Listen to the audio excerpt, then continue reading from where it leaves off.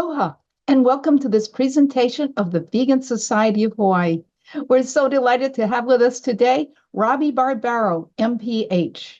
Aloha, Robby. Thank you so much. It's great to be here.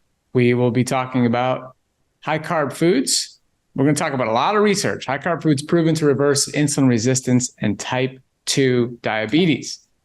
Carbs are the devil. That seems to be still the belief out there in the mainstream world, particularly for diabetes, for blood sugar, for insulin resistance. Carbs are the devil. And the confusion really comes about when it comes to these foods you see on the screen: fruits, starchy vegetables like sweet potatoes, and intact whole grains like brown rice you see on the screen.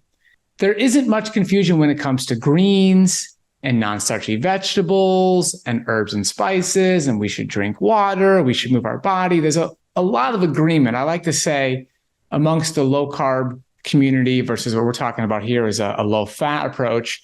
We actually have a lot more in common than we don't have in common. It just happens to be that this particular issue is a big, big divide, and let's talk about the science today. When I was in middle school, I had an English teacher who liked to read the last chapter of a book first and then go back to the beginning.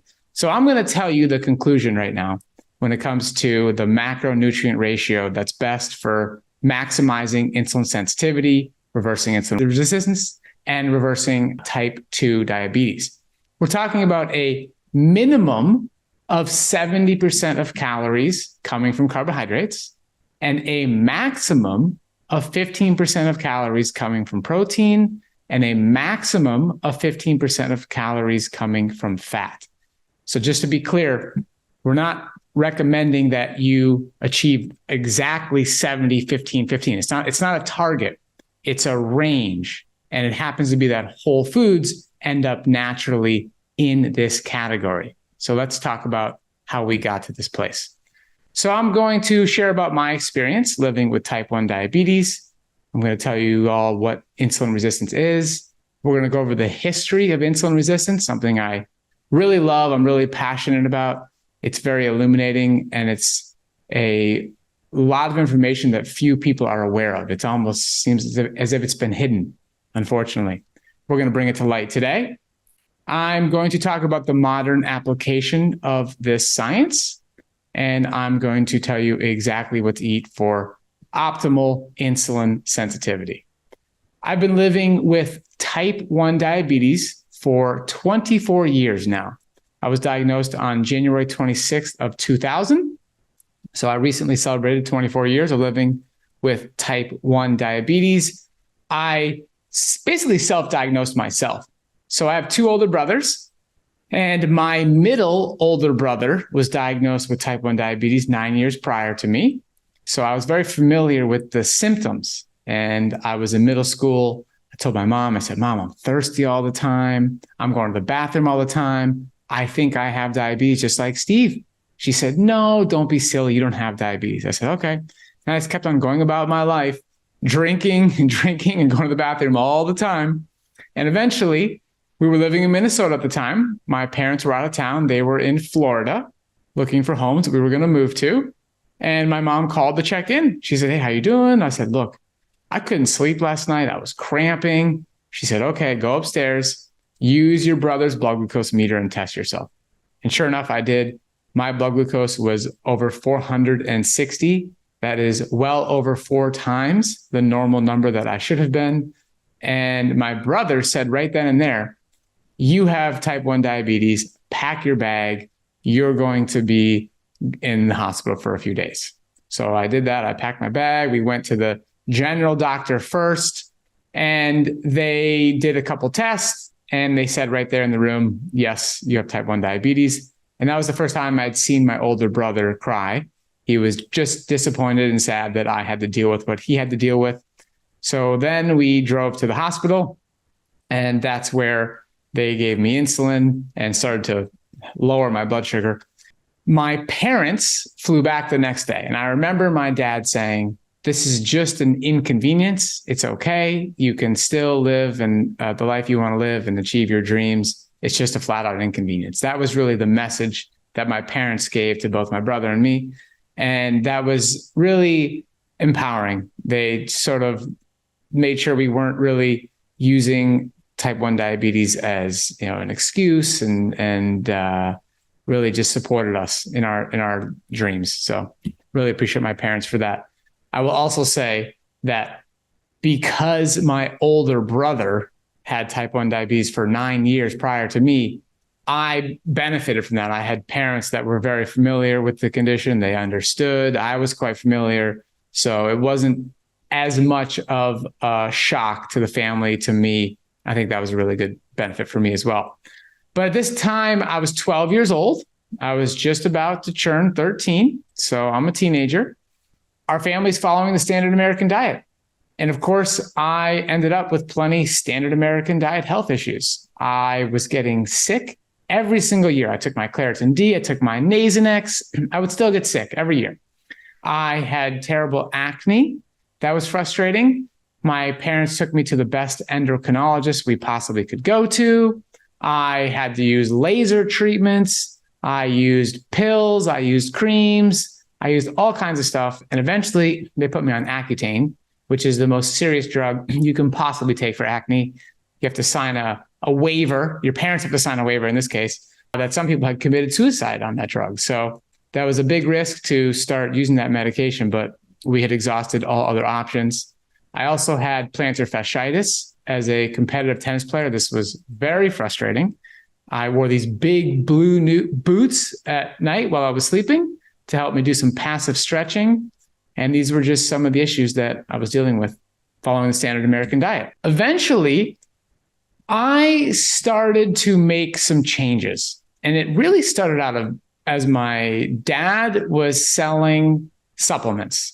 He would explain that, the food supply is compromised. He was using the pamphlets, the information that the company was presenting. And they were saying, the food supply is compromised, so you should take supplements. And this is just the beginning of me opening up my eyes to the fact that, wait a minute, maybe there is something to do here with how eating that's impacting how I'm feeling, impacting my skin, my getting sick all the time. And this is just eye-opening. So eventually I tried many different things, and I eventually stumbled across the Weston A. Price Foundation diet. And this was eating a lot of grass-fed beef. It was getting rid of a lot of packaged foods, certainly a step in the right direction compared to where I was previously. But I didn't see any significant changes in my diabetes health. Then I stumbled across Dr. Gabriel Cousens. He was teaching a plant-based ketogenic diet. At the time, it wasn't called a ketogenic diet, but that's what it was. I started eating lots of nuts and seeds. I got a lot of calories from oil and a lot of greens. I couldn't have non-starchy vegetables such as bell peppers or carrots because they were too high in carbohydrates. I was strictly following this program, and I didn't have any energy. That was my biggest frustration with that protocol. I lost a bunch of weight. At this point, I'm a freshman at the University of Florida.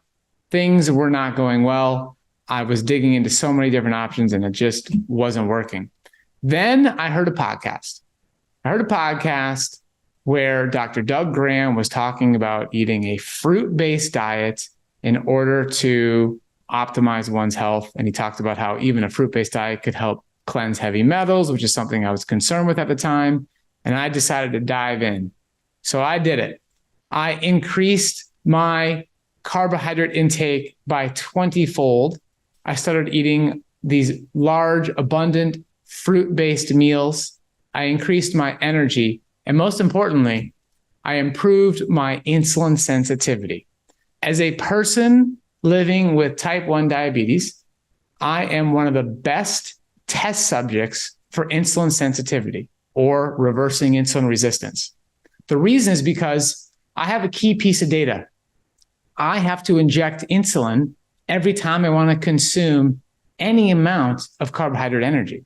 Whereas most of you listening today, you could go and measure your blood glucose levels. You can count your carbohydrate intake, but you don't know on a meal by meal basis how much insulin your pancreas is secreting to handle the carbohydrate that you're consuming in your diet.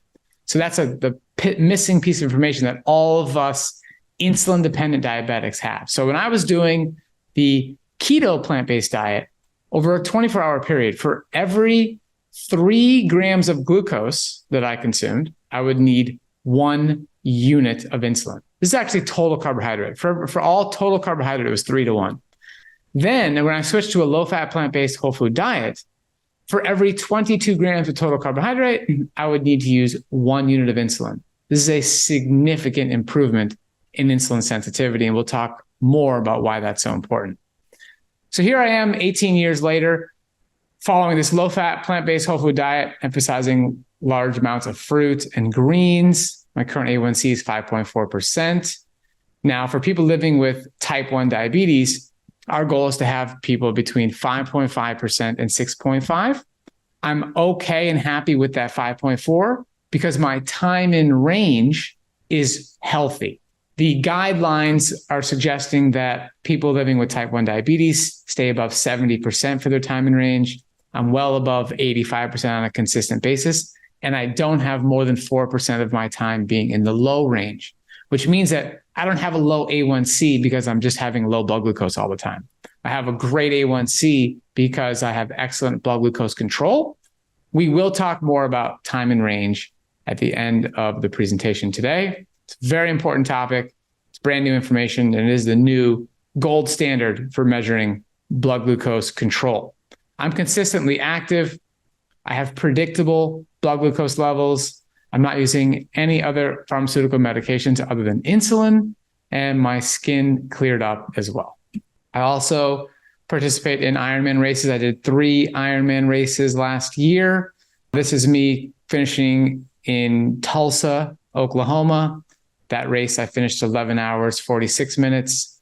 Later in the year, in November, I competed in Panama City, Florida, and there I finished 11 hours and 6 minutes. So I'm happy to see that my times are improving. Yesterday, I just won a 10K race in a city outside of Naples, Florida. That was fun. Average a 6:30 pace. And I'm really enjoying this sport. I'm enjoying that I have the energy to do it. I hope that you guys also get the energy to do what you want to do in life. I do want to explain that there are many different types of diabetes. Type 1 is insulin-dependent diabetes. It's classified as an autoimmune condition, and so is type 1.5 diabetes. Prediabetes, type 2, gestational diabetes, these are also common forms. MODY is another type of diabetes. And the key point here is that even though type 1 and type 1.5 are autoimmune conditions, prediabetes, type 2, and gestational diabetes are not autoimmune. Those are lifestyle conditions. Insulin resistance can be present in all forms of diabetes.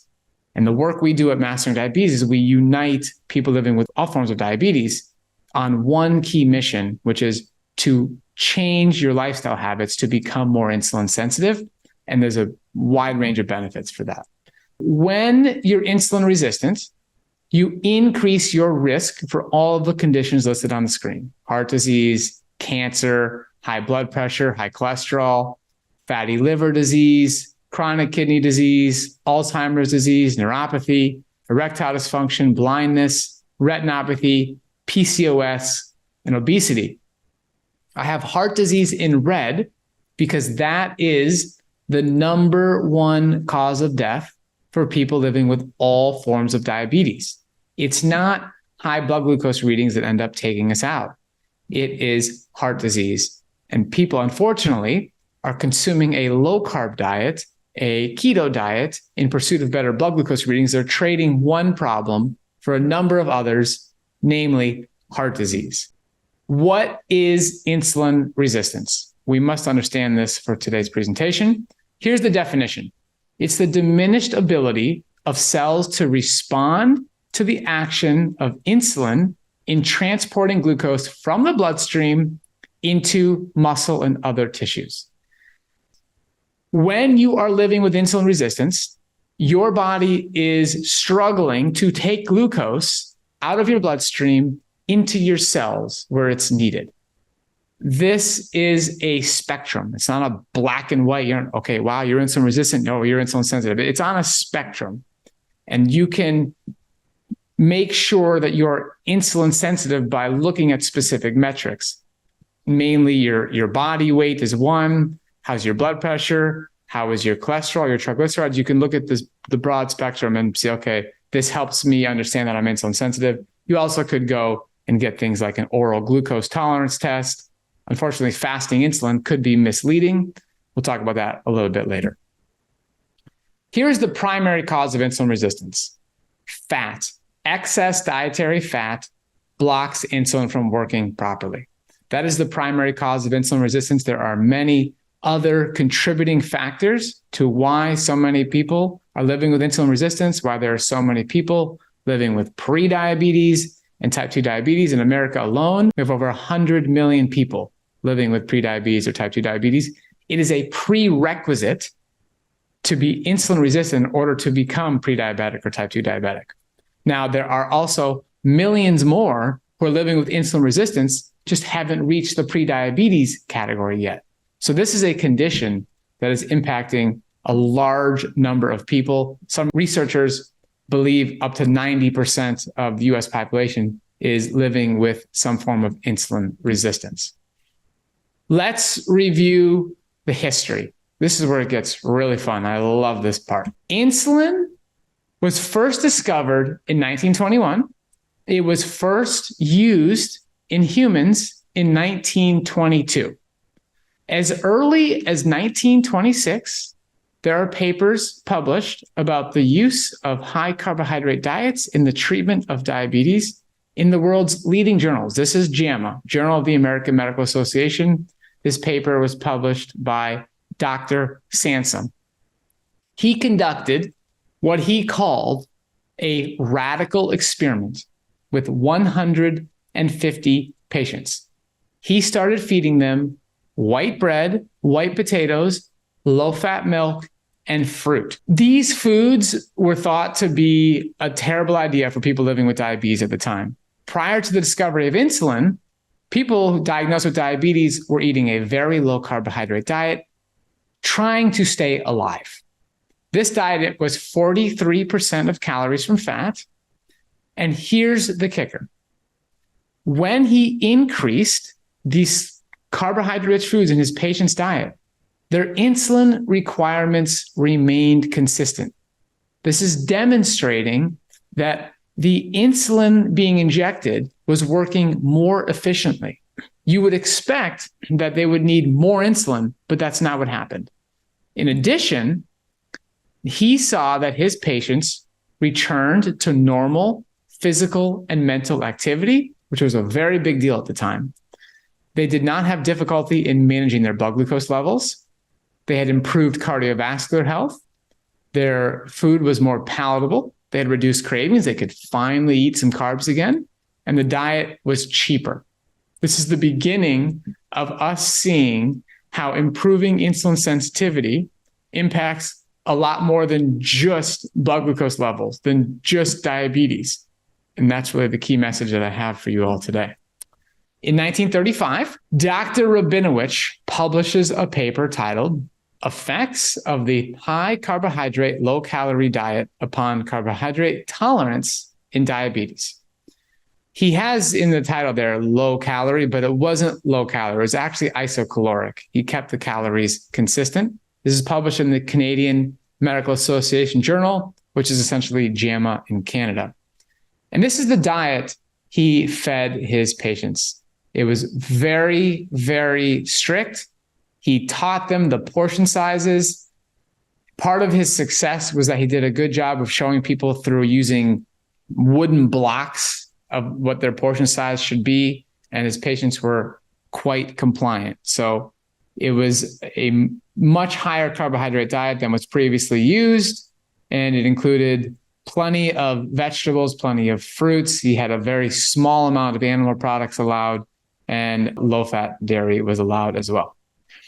He made sure that bacon, fatty meats, and fish and cream were completely forbidden. They had 24% of calories coming from fat, which is approximately 56 grams of fat per day. And here's the difference that he saw when you compare the old diet to the new diet. A significant improvement when it came to average insulin use. All right. So you see the old diet group, this was 60% of calories coming from fat. In year one, the average insulin use was 32.2. 5 years later, it was 31.8. In the other group, year one, the average was 24.6 and it dropped to 10.6. And you see 12 patients stopped using insulin completely. And that's a 50% reduction compared to 1%. Significant improvement in overall diabetes health in that situation. But in addition to just the diabetes numbers, patients, they feel and look well, they have more energy. He reported that patients adhere to the diet better. The diet is applicable to all forms of diabetes. There was a significant decrease in the incidence of diabetic coma. There was improvements in cardiovascular health, it simplified their management, and there was a low tuberculosis rate, which was significant in 1935. Here's how he concludes the paper. Suffice it to say that it now appears to be fairly well established that carbohydrates improve, whereas fats impair carbohydrate tolerance, and that carbohydrates increase, whereas fats decrease the sensitivity of the individual animal and man to insulin. This is 1935, a clear conclusion. And just to be clear here, I'm going to show you just a small number of landmark papers during this presentation. Dr. Rabinovich published many, many other papers, and this is one of his capstone ones in 1935. He's clearly saying carbohydrates increase the sensitivity of an individual, animal, and man to insulin. And we are going to see this over and over again. Dr. Himsworth, Clinical Science 1935. The title of this paper is The Diabetic Factor Determining the Glucose Tolerance and Sensitivity to Insulin in Healthy Men. He used healthy men to test what would make insulin work more efficiently or less efficiently. What you see on the screen is 7 images of a insulin depression curve. And if you look closely, you'll see there is a stepwise increase in the shaded region in the upper right. What that means, that's a stepwise increase in insulin sensitivity as fat is decreased. This was a rigorous study. We can no longer perform a study like this because he was injecting insulin in young, healthy med students, and that's dangerous. What this is showing, I'm going to zoom in on this, okay? Just to be clear, so this was each of the 7 diets, okay? They were followed for 7 days. Then there was a week washout period, and then they did the diet for another 7 days. And at the end of each one is where he ran this insulin depression curve. When we zoom in, we see the difference between a diet that is 80% of calories coming from fat and a diet that has 13% of calories coming from fat. And what you're seeing is, if you look in that image on the left, you see the shaded region begins around 7-ish minutes. Okay. That's the number up at the top. So you see 0, 4, 8, 12, 15. It starts about 7 minutes. That is showing you when insulin started working. Insulin was injected at 0 minutes. All right. And you'll see it drove the blood glucose down approximately to 85. Okay. So it took 7 minutes for insulin to start working on the high fat diet and only drove the blood glucose down to approximately 85. The image on the right shows insulin started to work at 3 minutes and it drove their blood glucose down below 70. That is showing improved insulin action on the low fat diet. So if we go back and look at these images again, you see that stepwise improvement. As you decrease fat, you become more insulin sensitive. That's what this is demonstrating. Here's how he concludes the paper. It is demonstrated that the efficiency with which a standard dose of crystalline insulin acts on the blood sugar is determined by the carbohydrate content of the diet. so that the greater the amount of carbohydrate in the diet, the greater the sensitivity of the organism to insulin. Dr. Kempner in the 1930s was implementing his rice fruit diet. This is where he was feeding his patients white rice, fruit juice, fruits, and white table sugar. This was an incredibly low-fat diet. 2% of calories coming from fat, 4% of calories coming from protein, and 94% of calories coming from carbohydrate, many of them being significantly processed with the white rice, the white sugar, and the fruit juice, all processed foods. I'm not recommending that you eat processed foods, but what we're seeing in this research, we're going to see over and over and over again, is the point is being made that carbohydrates actually improve insulin sensitivity.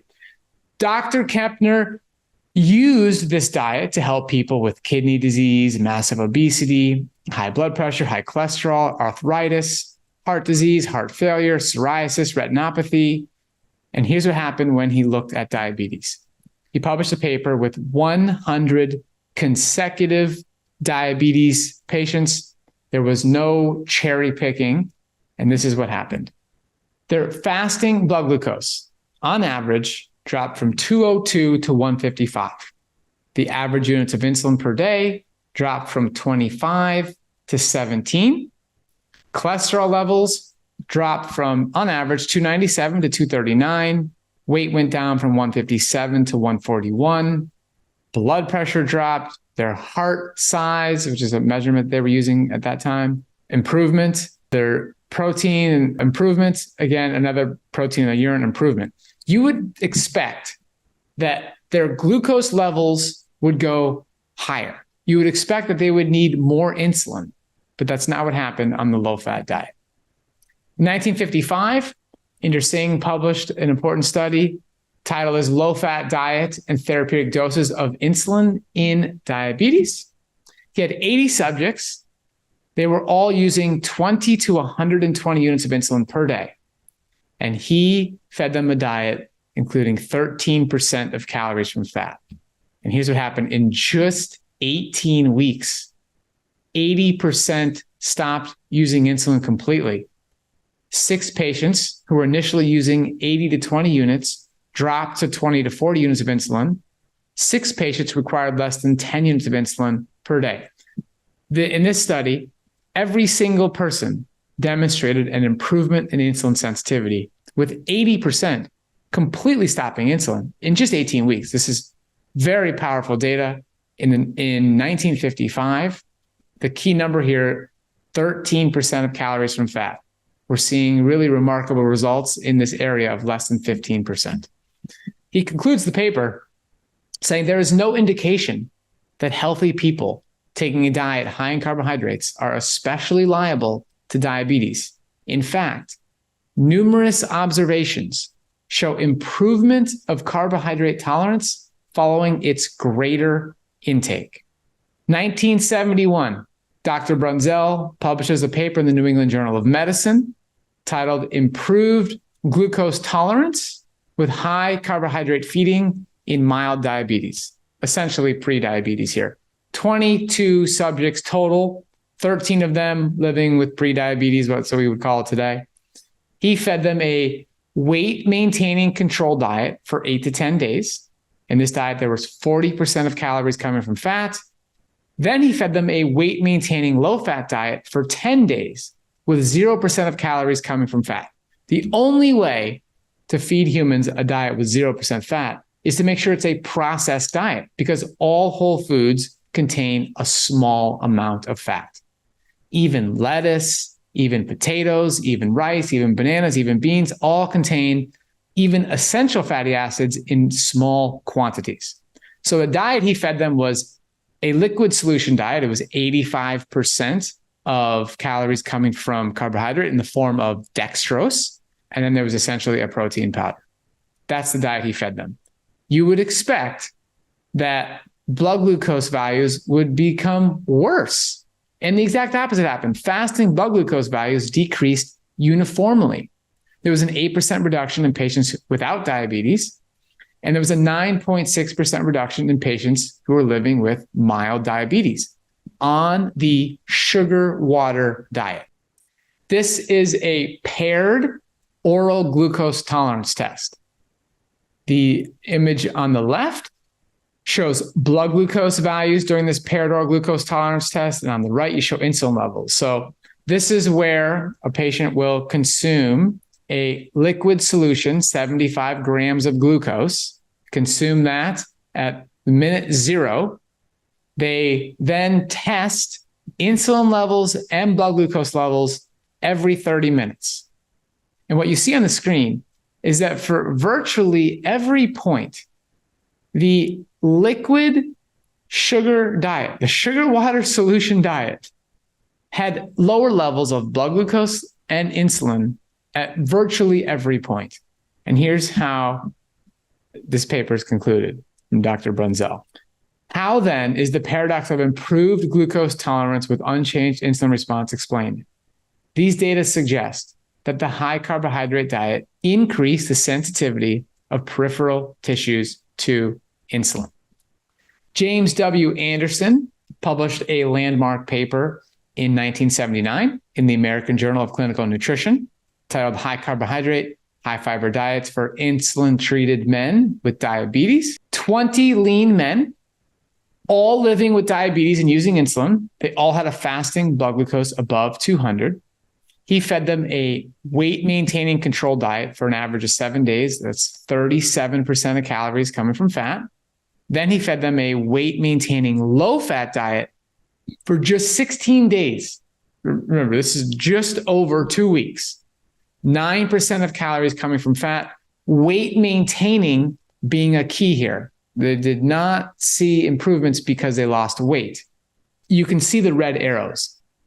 Every red arrow is somebody who is starting out with somewhere between 15 and 32 units of insulin per day. And by the end of the 16 days, everybody with the red arrow wasn't using insulin anymore, and their blood glucose levels had improved. That is improved insulin sensitivity. So that's 50% of the people. There was an 11th person who stopped using insulin a little bit further after just the 16 days. Every single person reduced their insulin requirements. Every single person in the study.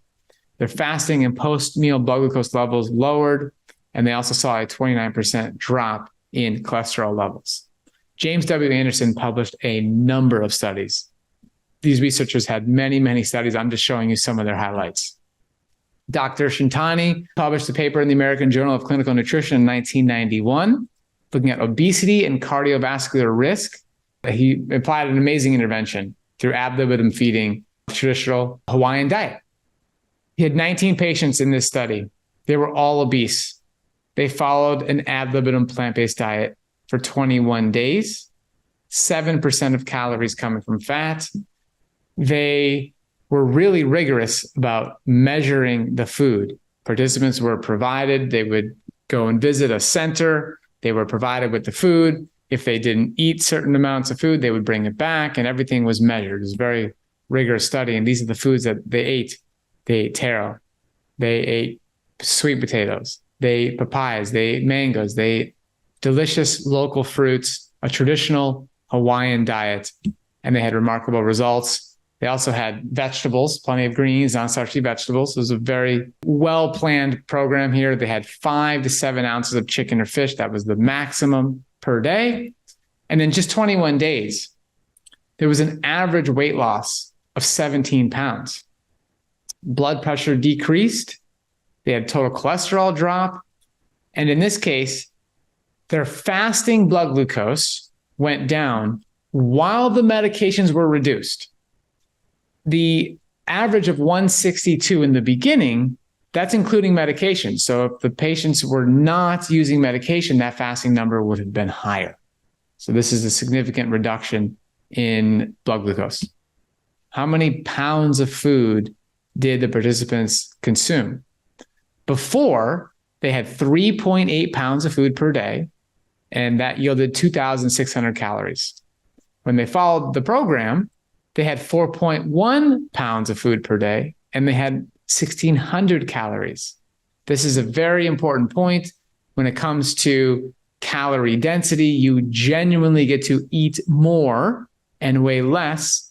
And as you can see, they still found that participants were satisfied. The average daily energy intake during the program was 41% less than intake before the program. This was true even with moderate to high levels of satiety reported by the participants. It's very significant. In 2017, Dr. Nicholas Wright published a paper called the BROAD Study. This is a randomized controlled trial using a whole food plant-based diet in the community for obesity, ischemic heart disease, and diabetes. 65 participants, they had to have one of the following. They had to be obese, overweight, living with type 2 diabetes, heart disease, high blood pressure, or high cholesterol.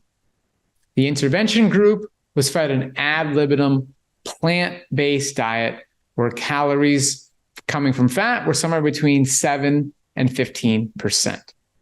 These are the foods he taught them to eat. These are free living people in this study. He had to educate them. They watched movies. They were given recipes, and they got to eat a whole food plant-based diet. Intact whole grains, beans, potatoes, pastas, like brown rice pasta was a part of the program.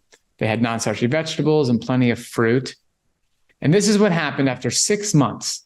On the control diet, the average weight loss was just 6 pounds. There was an 8% increase in medications. Nobody reversed diabetes. And there was a 0% reduction in medications. And most importantly here, their A1C on average increased. The A1C on average went from no diabetes at 5.5% to prediabetes at 5.7%. In the low-fat plant-based group, there was a 26-pound weight loss on average. There was a 29% decrease in medications. 29% of people completely reversed their diabetes. That was 2 out of 7. There was a 100% reduction in medications, and their A1C decreased on average from prediabetes, 6.0%, to no diabetes, 5.5%. He also showed that there was an increase in their quality of life. They had better self-efficacy with nutrition.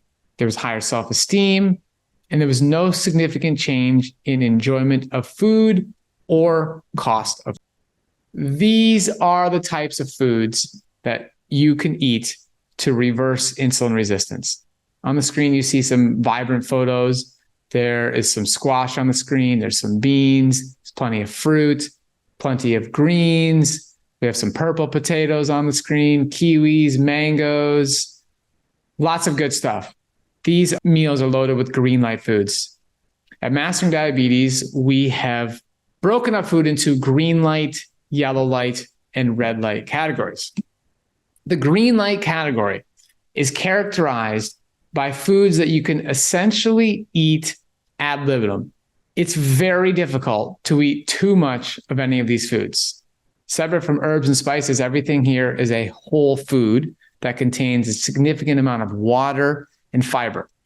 The first 4 categories, it's very important to note, this order is intentional. All right, you see fruits, you see starchy vegetables, you see beans, lentils, and peas, and you see intact whole grains. Those 4 categories are all calorie providing groups of food. The number one mistake that people make when transitioning to a low-fat plant-based whole food diet is they don't eat enough food. They start eating salads. They start eating a lot of non-starchy vegetables, a lot of greens. They're filling up. They're feeling really good about themselves and that they're eating salads. But then they get hungry an hour later, 2 hours later.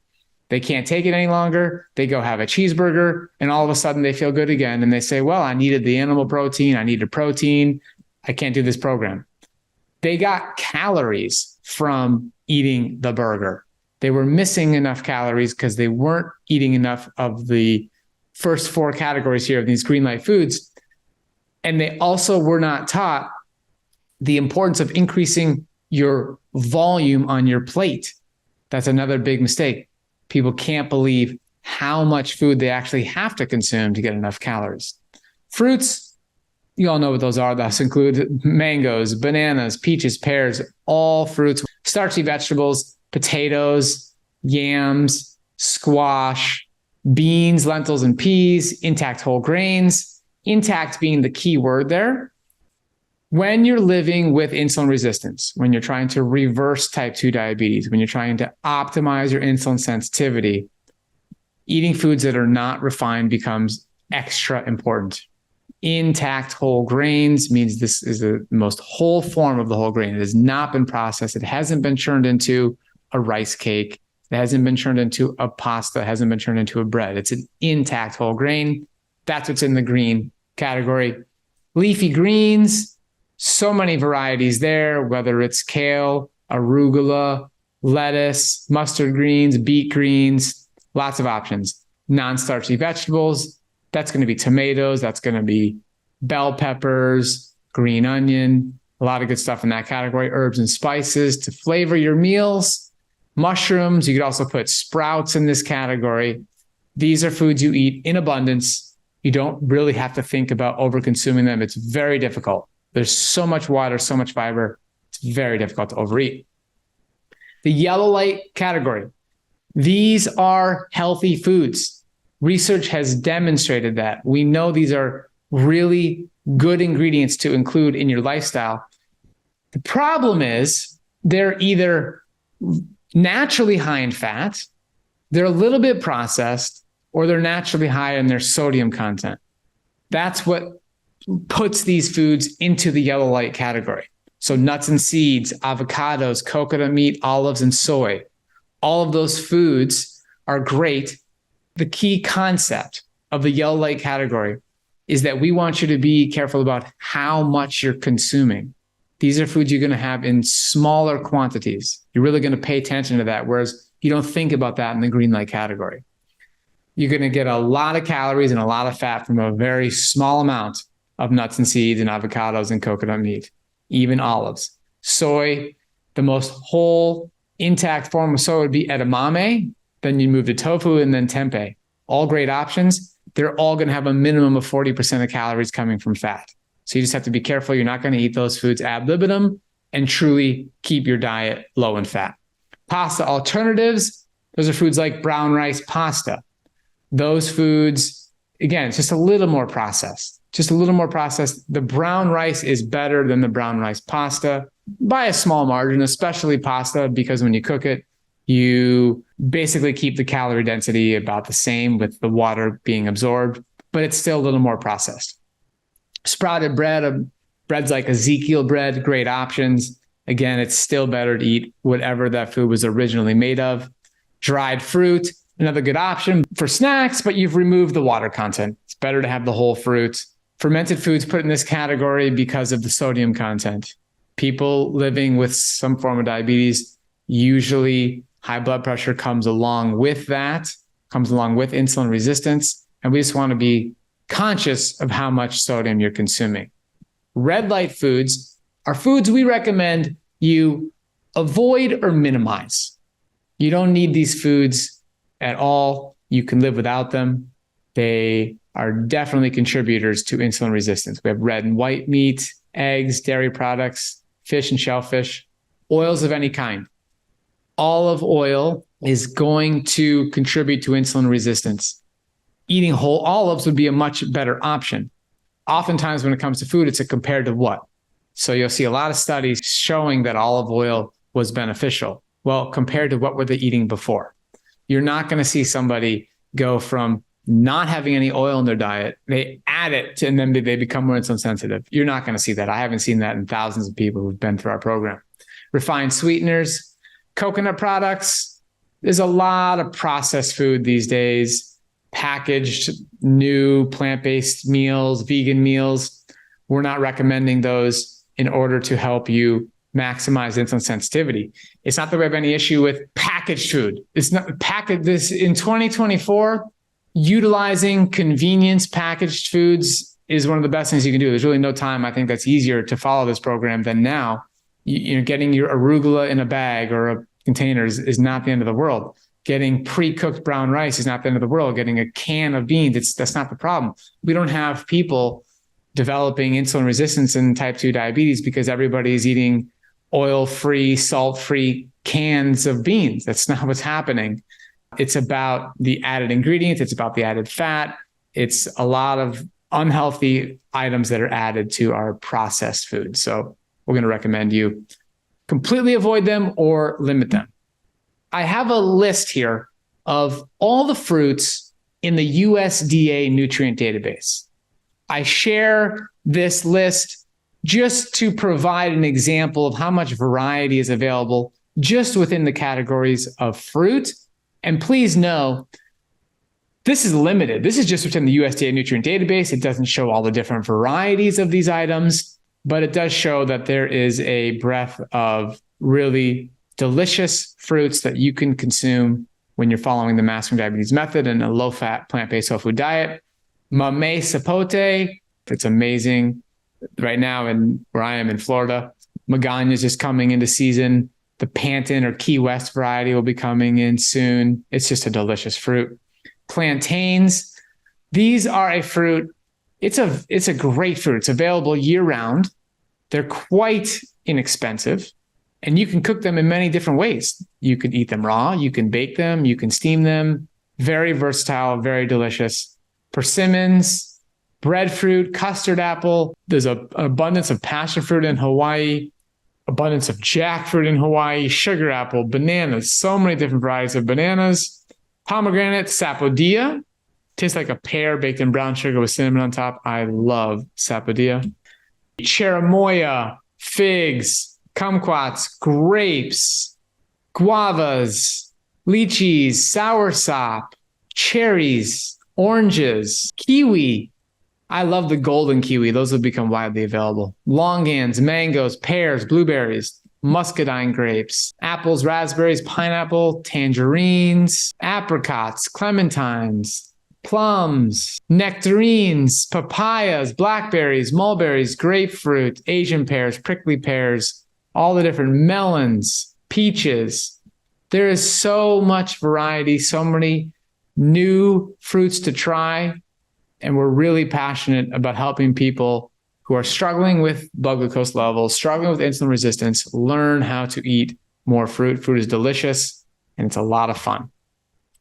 Here's a woman. Her name is Sana. She followed our program. She was in our coaching program, and she was living with stage 3 kidney disease. She's also living with type 1 diabetes. After 9 months following the program, her carbohydrate intake basically 4x'd. 4x increase in total carbohydrate consumption. But look at her insulin use, dropped in half, went from 22 to 11 units of insulin per day. This is, again, the perfect example. People living with insulin-dependent diabetes are these fascinating test subjects for how you can improve insulin sensitivity, how much more carbohydrate you consume, and reduce total insulin use. She reversed her stage 3 kidney disease. You can see her albumin to creatine ratio, her 24-hour urine protein dropping. Her doctor said, you don't need to come back to me for kidney checkups any longer. Her cholesterol dropped, her blood pressure dropped. She was really fun to work with. And she really emphasized fruit in her program. A lot of you may have heard this rhetoric. Low-carb diets outperform high-carb diets or low-fat diets. This is an article that was published in a very well-respected website, healthline.com. And the researcher, the journalist, they did a great job. I'm showing you these images not so you can study what's actually on the screen, but just to see that they really did a thorough journalism here. Very thorough journalism. It's excellent work, but there's one big mistake. But first, before we get to that, I want to read to you the conclusion of this piece of journalism. Keep in mind that all of these studies are randomized controlled trials, the gold standard of science. All are published in respected peer-reviewed medical journals. These studies are scientific evidence, as good as it gets, that low carb is much more effective than the low-fat diet that is still being recommended all over the world. It is time to retire the low-fat fat. Here is where they made the mistake. Not a single one of the studies was actually truly a low-fat diet. Not one was less than 15% of calories from fat. This mistake is being made over and over and over again in the peer-reviewed literature by even some of the smartest people in the world. I have so much respect for these researchers that are getting their papers published in these incredible journals, but yet they are missing the biggest point here. It's as if they have never seen any of the research I just presented to you all. When you follow a truly low-fat diet, the outcome is completely different than what you're seeing on the screen here. The studies that they classified as low-fat were ranging between 7.8% upwards to 36%, with most of them being above 30. These are not low-fat diets. And that's why I highlighted those numbers throughout our presentation here so you could see the importance of really getting below that 15% marker. I would like to spend some time on time in range. This is the new gold standard for assessing an individual's blood glucose control. Time in range is defined as the percentage of time that a person spends with their blood glucose levels in a target range. The target range for people living with type 1 diabetes is between 70 and 180 milligrams per deciliter. Anytime that they're reading on their CGM, a CGM is a continuous glucose monitor. If you haven't heard of those are the devices that you might see people wearing on their arm. It's like a little circular device, looks almost like the size of a quarter. That would be probably the Freestyle Libre. Dexcom G7s are on that size now. There are other CGMs as well, but it's a continuous glucose monitor. It's these new devices that are measuring blood glucose levels every 1 to 5 minutes and then sending that data to either a cell phone or to the cloud, and it can be analyzed. So you can see the graph, you can see the curve. Whereas back in the day when I was first dealing with diabetes, you wouldn't get to see a curve. You'd have to prick yourself many times and draw out your own curve. We wouldn't really see what's going on in between glucose tests and see how are certain foods and certain meals impacting the overall curve of our blood glucose levels. Type 1, the range is 70 to 180. Okay, insulin-dependent diabetes, you have a broader range. Anytime that reading is at 69, boom, you're out of range. If you hit 181, you're out of range. And the goal is for people to stay above 70%. That's the recommended goal. That's the minimum. You should be somewhere above 70%, but you should keep your lows at 4% or less. All right. That's the goal. Too many lows is dangerous. When you have a lot of lows, that gives you a false, healthy A1C. That's why time in range is now the gold standard compared to A1C. And A1C could be misleading. You could have a lot of highs, and if you have enough lows, you're going to balance them out, and your A1C looks good living with type 1 diabetes. You get those lows living with type 1 because we're injecting insulin. You could accidentally inject too much. This is what we're trying to avoid. There's been some research published on what people living with type 1 diabetes, what are they actually landing at as far as their time in range? What are they landing at? Okay, it's somewhere between 51% and 74%. So in this 2019 paper, New England Journal of Medicine, that was with a closed loop. Closed loop is where the continuous glucose monitor and an insulin pump, they're talking to each other. We saw 74% in another study in 2017, JAMA 2017. If people did not have a closed loop, if they just had a continuous glucose monitor and we're doing multiple daily injections, that's using a pen or it could be syringes, they had on average 51%. In another study in the Lancet, they were at 66%. So I just took a screenshot of my current time in range through today. So November 14th through February 11th. And my time in the green there, that's 86%. And my low is 3% and very low is 1%. So I'm staying within that range there of not having more than 4% in the low category. And I'm staying in range 86% of the time. I share this just to help demonstrate, just because I'm eating a low-fat, plant-based whole food diet, plenty of fruits, plenty of carbohydrates, doesn't result in poor blood glucose control. And if you look at the variation, you take that average glucose of 127 divide that by the standard deviation of 41, that shows how much fluctuations are happening here. And you want that to be 3 or greater. And that's at 3 right there. For type 2 diabetes, the goal is 100% in range. You should absolutely be 100% in range. That's the goal. This is Heather. Heather followed our program when she came to us. She was using Zigduo and Trulicity, and her A1C was 9.2%. She starts following the program. You can see here pictures of her meals on the left there, a stocked fridge. Her A1C goes down to 5.2%, unmedicated. Remember that 9.2%, that's a medicated A1C. It was only that low because she was using Zigduo and Trulicity. If she wasn't, it would be even higher and you'd see a larger change.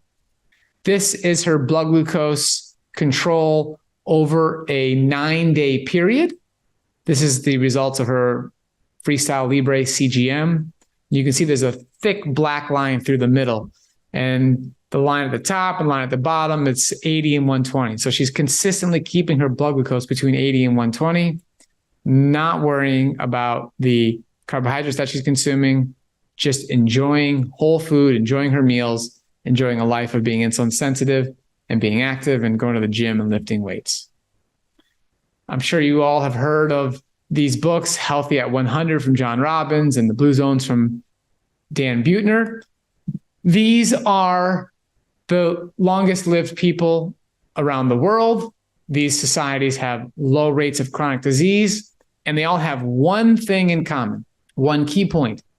None of these people in these societies, they were not avoiding carbohydrate-rich foods. They had different levels. Some had more fat than others, but they were not intentionally avoiding carbohydrate-rich foods. Every single one of these groups of people embraced different foods based on where they were living that were carbohydrate-rich. That's a key point here, and I really want to end the confusion for people living with diabetes about carbohydrates. It's true. The more carbohydrate you eat, the more insulin sensitive you become. It's been demonstrated all the way back since we even knew what the heck insulin was in the 1920s. So how to maximize insulin sensitivity? How do you reverse insulin resistance?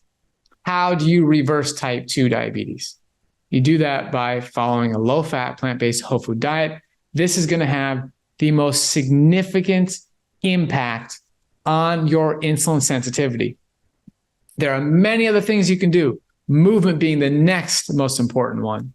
But there's nothing that's going to have a bigger impact than starting with low-fat, plant-based whole food nutrition. Thank you, Robby Barbaro, for sharing this very important information with us today, as well as your own inspiring story. Mahalo.